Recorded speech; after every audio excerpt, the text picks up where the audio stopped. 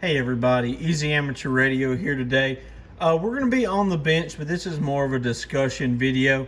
I'm going to try to inlay some videos that I've taken over the past year or so, and I just want to reflect on, is amateur radio the right hobby for you? And what I mean by that is, if you're interested in amateur radio, if you're already involved in GMRS, CB, or anything like that, is amateur radio the right hobby for you? Now, there are several different facets to look at when you evaluate amateur radio, but what I'm going to talk about today is just kind of an overall discussion. I don't have a script or anything, but we'll start off with, what do you like to do? You know, if you're interested in radio, do you like to rag chew and talk to people, or are you more of a quiet lone wolf style operator? That's kind of how I go about it. You know, I have amateur radio friends and radio friends that I do stuff with, but I tend to do it by myself. And I'm not really looking for a long rag chew. I'm looking for, you know, how far can I get the least amount of signal? And a lot on this channel, you'll see QRP radios, low power radios. I'm not running any amplifiers. The most I ever use is maybe 100 watts. I like to keep it dialed back to about 70. So what do you like to do? Do you like to see how cool it is to talk across the world? Do you like to see how far your signal goes? Do you like fooling around with cool tech? Like a big part of the hobby for me is interesting technology. And this ICOM 705 is one of them. You know, it uses a handheld battery. It's extremely portable. And it's got all kind of bells and whistles that I never use. Or opposed to the KX3, where it's pretty utilitarian. There's not a whole lot of bells and whistles, but it's one of the finest radios made for field operating. Do you like small, quirky little radios like this Baofeng UV3R and you only want to talk local? Are you interested in emergency communications? Then this might be the hobby for you. Do you like fun, customizing technology, things that kind of make you stand out from the crowd? Then maybe amateur radio is for you. Are you looking for something to fill your time up, and do you have too much money to spend? You're going to spend some money in amateur radio whether you want to or not.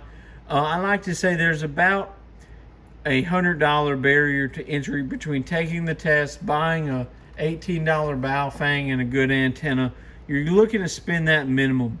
And you know, that might seem like a lot when you're first starting out. I know I didn't want to spend $400 or $500 on a handheld, on a walkie-talkie basically, but I learned over the years to get over that shell shock and that sticker price shock and realized that I had a lot of fun with what I had. Now, I've bought and sold a lot of radios over the years, and I've fallen in love with the ICOM 705 as well as the Elecraft KX3 because they fit my needs. I'm not a rag chewer. I typically operate digital modes and things like that. So a USB-C or micro USB port is very important to me because I like to minimize the cables that I use. A built-in tuner is also important to me because that's one less thing I have to pack. Built-in batteries are fantastic. Both these radios have built-in batteries. This HT has a built-in battery. This HT has a built-in battery. That's things that are important for me. If you're a rag chewer, 2 meters and 70 centimeters might be all you want to do. But if you're interested in those long distance contacts, then go ahead and getting your general and your extra class license are important. Do you like Morse code? Do you think that CW is interesting? Well, maybe that's your cup of tea.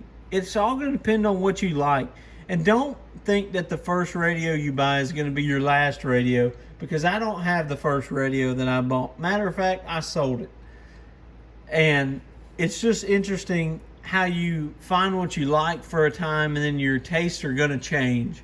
You're not going to buy one radio and be done with it because one radio does not fit every need. I've explained that in other videos, but amateur radio is important to me just for the aspect of I like doing things by myself. I can send emails without the internet via radio. I can play around. It's technical. It makes me think. It keeps my mind sharp. Gives me something to read, something to do. And I think it's just fun. I've particularly taken an interest in POTA, Parks on the Air, where you go to a state park or state-owned land and make contacts with other hams. Why? Because it's a game. I'm 25 years old, and honestly, you're not going to get a whole lot of young people involved in just rag chewing. The game aspect of it really makes amateur radio shine. And that's just what I have to say. Find your place in amateur radio and don't let other people step on your toes. If you're interested in digital modes, don't let the old timers get mad at you for that. I've made other videos about that, but I just wanted to throw that out there. People are going to poo-poo, as they say, rather than using a different term on any facet of the hobby. When Spark Gap was out there, they said CW was going to kill ham radio. When single sideband was introduced, they said it was going to kill ham radio. When digital modes, they said that was going to kill ham radio. But really, there's a resurgence in amateur radio operators. But I want to make sure that you don't get invested in this and it's not something that you don't enjoy. So is amateur radio the right hobby for you? Check out my channel. Check out other channels. Don't make an irrational decision if you don't think it's for you. But try it out. There might be plenty of interesting things out there. 73 guys, Easy Amateur Radio.